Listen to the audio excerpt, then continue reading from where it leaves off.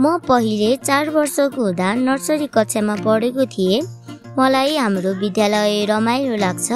म नर्सरी 1, 2, 3, 4 कक्षासम्म फर्स्ट र सेकेन्ड हुँदै आएकी थिएँ। म कक्षा 5 देखि कक्षा 7 सम्म फर्स्ट हुँदै आउँदा मलाई एकदमै खुसी लागेको थियो। जब म कक्षा 8 मा पढ्दा एक्जाममा नील खाएर म दुखी भएको थिएँ, किनकि म कक्षा 8 मा पढ्दै मेरो साइला बाबाले ट्याब्लेट पठाइदिनु भयो। मैले ट्याब्लेट पाएपछि मलाई एकदमै खुसी लाग्यो। अनि म ट्याब्लेटमा हक टाइल्स 3D गेम खेलेँ, किनकि म त्यो गेम खेल्नुको कारण मलाई हक टाइल्स 3D को साउन्ड एकदमै मन पर्थ्यो। म मेरो आमा बुबाले खाना खान बोलाउनु हुँदा पनि म गेम खेलेर बस्थेँ। बिस्तारै मेरो ध्यान गेमतिर मात्र गयो। त्यसपछि मैले मेरो पढाइमा धेरै ध्यान दिएन र मेरो पढाइ झन् बिग्रदै गयो।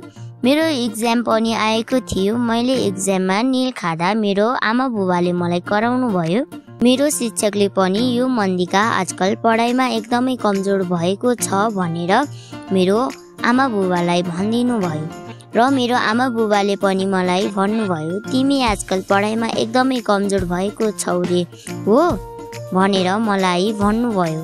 राम्रोसँग पढ भनेर मलाई मेरो आमा बुबाले सरसल्लाह दिनुभयो। यति भनेपछि मैले पनि बुझेँ।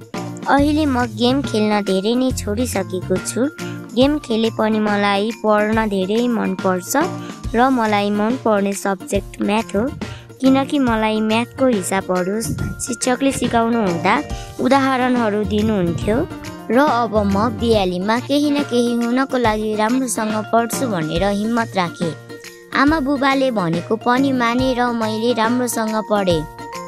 अहिले कक्षा 8 ले एक्जाममा राम्रो गर्यो भनेर शिक्षकहरू पनि खुसी हुनुहुन्छ र म पनि एकदमै धेरै खुसी छु।